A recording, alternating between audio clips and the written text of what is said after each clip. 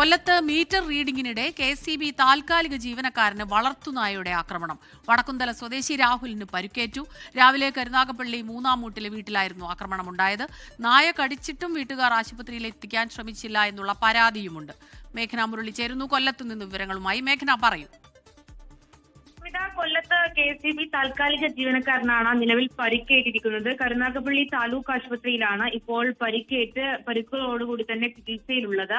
അതിൽ ഈ മീറ്റർ റീഡിംഗിനിടെയാണ് വീട്ടിലെ വളർത്തു നായയുടെ ആക്രമണം ഉണ്ടാകുന്നത്. വടക്കുംതല സ്വദേശിയായിട്ടുള്ള രാഹുലിനാണ് പരിക്കേറ്റത്. രാവിലെ 11 മണിയോടെയാണ് ഈ മീറ്റർ റീഡിംഗിനായി കരുനാഗപ്പള്ളിയിലെ ഒരു വീട്ടിലെത്തുന്നത്. ആ സമയത്ത് വളർത്തു നായ കടിക്കുകയായിരുന്നു. അതുപോലെ തന്നെ ഈ നായ ഉണ്ട് സൂക്ഷിക്കുക തുടങ്ങിയുള്ള യാതൊരു നിർദ്ദേശവും ഈ വീട്ടിൽ ഉണ്ടായിരുന്നില്ല എന്നുള്ളതാണ് ഈ KCB ജീവനക്കാരൻ പറയുന്നത്. അതുപോലെ തന്നെ ഈ നായ കടിച്ചിട്ടും വീട്ടുകാർ ആശുപത്രിയിൽ എത്തിക്കാൻ തയ്യാറായില്ല. പിന്നീട് KCB വാഹനം എത്തിയാണ് ഈ ജീവനക്കാരനെ ആശുപത്രിയിൽ എത്തിച്ചിട്ടുള്ളത്.